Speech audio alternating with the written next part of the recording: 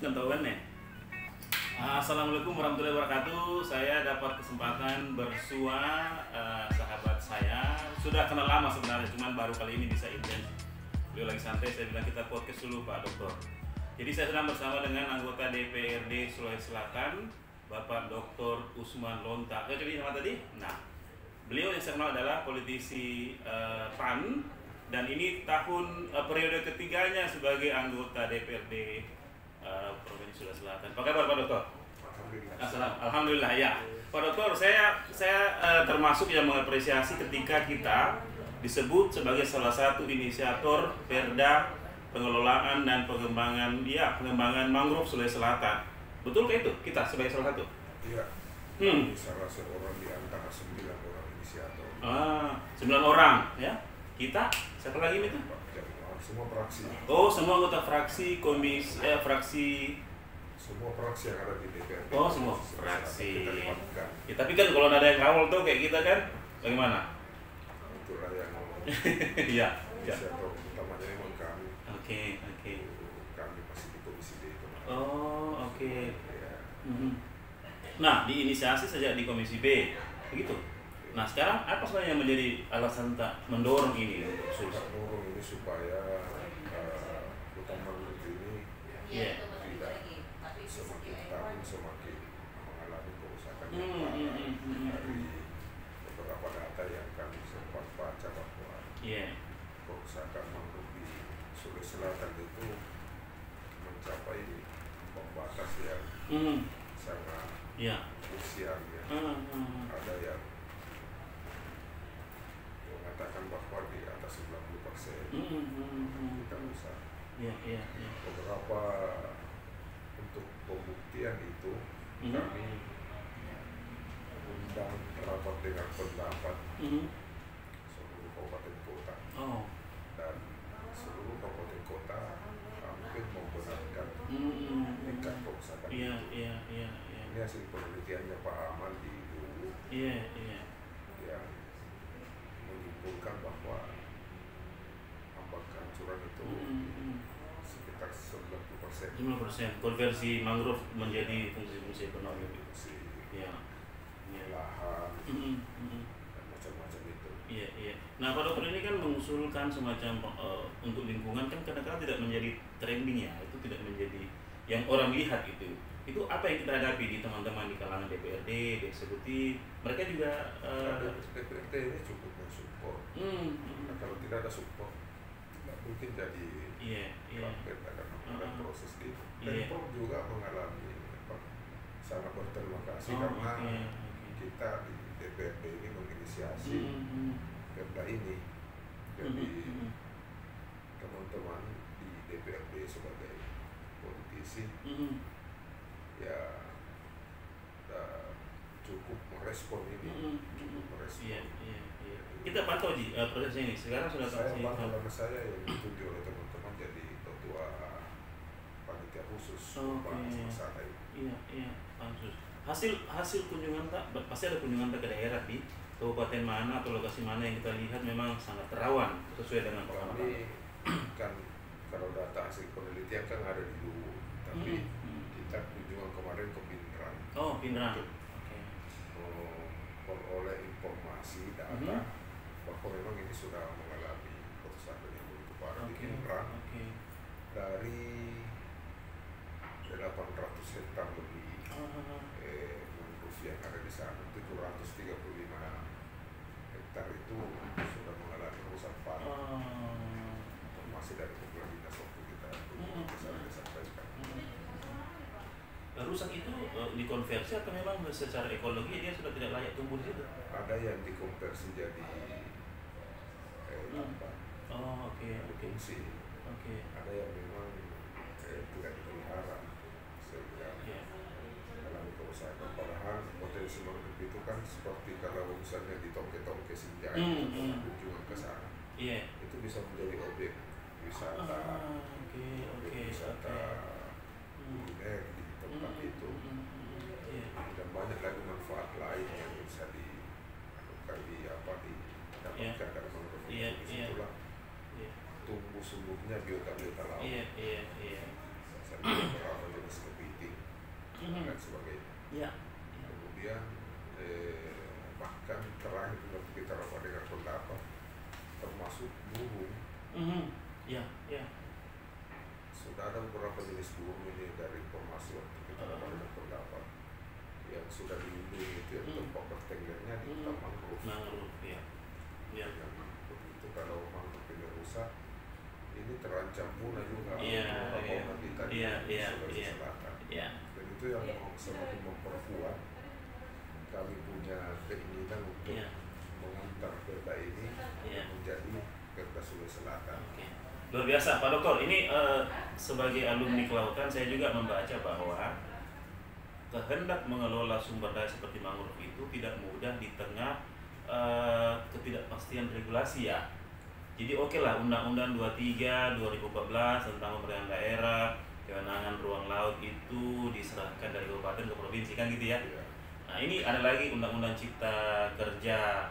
Menurut kita apakah ada hubungannya dengan perubahan seperti ini sehingga kita harus segerakan perdanya sultan atau bagaimana yang kita baca sesuai dengan kewenangan di ruang laut dan perikanan misalnya? Iya, kita berharap supaya yang menjadi rujukan utama kita di pemerintahan daerah itu pemerintahan daerah itu di Undang 23. Undang 23 ini memberi ruang kepada pemerintah daerah khususnya pemerintah provinsi untuk mengelola laut sampai 12 mil dan termasuk pulau-pulau kecil. Dan dua kewenangan ini laut sampai 12 mil dan pulau-pulau kecil semua ini menjadi dominan menjadi kewenangan pemerintah provinsi. Atas dasar itu kita bikinkan regulasinya sebagai dasar hukum rujukan bagi pemerintah provinsi untuk memelihara dengan sebaik-baiknya hutan mangrove ini. Apalagi baru-baru ini ada edaran Mendagri 2 September yang lalu untuk melakukan revitalisasi terhadap kelompok kerja mangrove daerah. Revitalisasi berarti sudah ada nih? Sudah pernah ada. 2007 kalau saya nggak salah. Sudah pernah ada. Di tingkat provinsi tapi tidak jalan sampai paling tidak sampai tanggal 2 September kemarin sehingga Kemendagri mau edaran ke seluruh gubernur supaya ini difungsikan kembali. Kelompok mangrove daerah. Ini kita syukuri saja sebagai bonus atas inisiatifnya ini. Betul. Karena sebelum Kemendagri mau mengeluarkan edaran itu, kita pemerintah provinsi Sulawesi Selatan sudah proaktif untuk melakukan kajian sampai pada naskah akademik yang melahirkan rampingnya itu. Bahkan sudah berproses di DPRD. Ketika kita kunjungan ke Menteri Kehutanan, Menteri Kehutanan perlihatkan kami ke sana itu tanggal 5 September. Baru saja 3 hari ini Pak. Kita diberi tugas oleh Mendagri untuk melakukan koordinasi ke provinsi dalam rangkaian ini. Jadi dia juga syukur. Jadi Kementerian Kehutanan juga itu syukur atas inisiatif perda itu. Kebetulan seperti itu bersambung saat-saat kita butuhkan dibutuhkan perhatian daerah terhadap mangrove ini pemerintah daerah sudah pemerintah pusat, Kementerian Kehutanan, Kementerian Mendagri, termasuk KKP itu kan memang sangat ingin mendorong ini juga.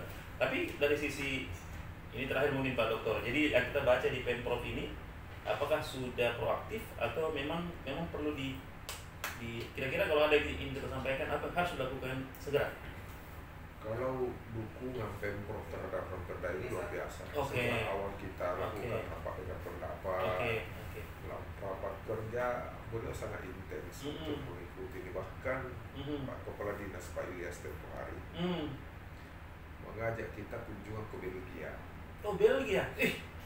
Pernah sekolah di sana.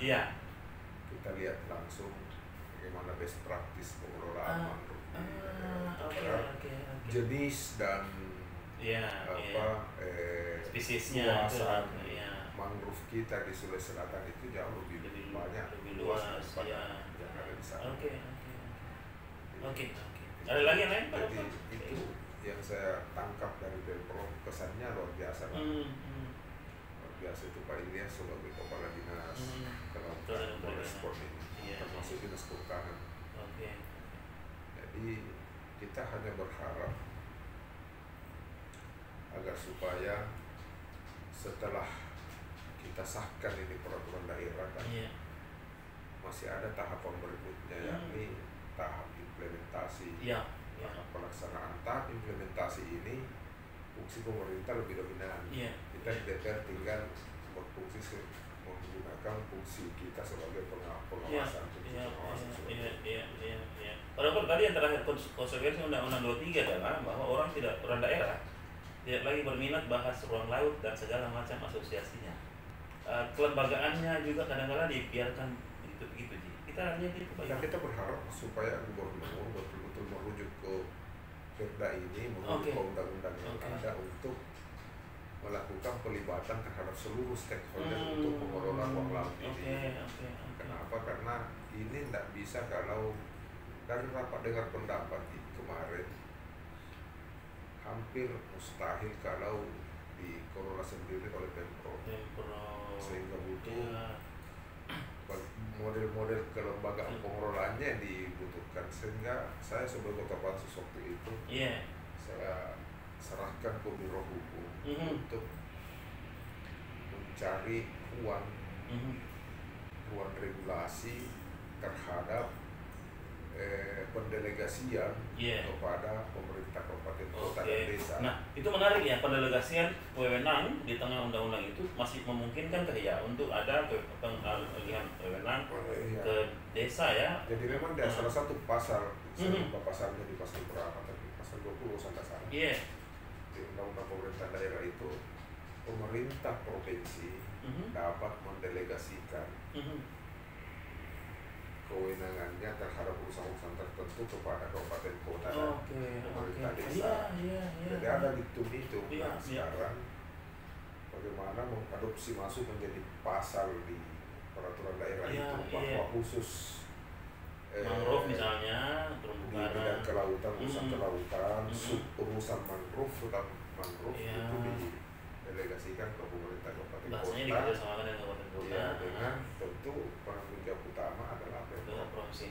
Pak Dokter, terima kasih banyak ya sahabat sekalian. Ini video singkat saya di tengah kesibukan beliau, dan sebagai anggota DPRD yang berpengalaman selama 3 periode, Pak Dr. Usman Lonta menurut saya adalah sumber informasi yang menarik untuk kita bisa membincang bagaimana ke depan terkait situasi saat ini di Sulawesi Selatan, baik urusan laut, perikanan, termasuk sarana prasarana. Tadi saya bicara tentang bagaimana konsekuensi Undang-Undang 23 itu pada penyegeraan ya untuk P3D kan ya Pak Dokter ya. Jadi dokumen, personil, kemudian fasilitas itu harusnya diserah terimakan. Tapi itu nanti akan kami diskusikan kemudian kalau ada kesempatan lain.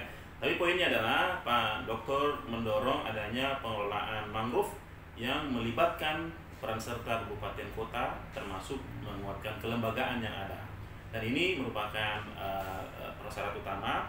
Tapi sebelum itu harus di P3D-kan ke provinsi dulu mengenai ruang laut dan segala macam fasilitasnya. Kalau atas nama pemerintah provinsi baru dimandatkan ke pemerintahan desa misalnya melalui dana desa atau BUMDes dan seterusnya. Salam dari kantor DPRD Sulawesi Selatan. Ya.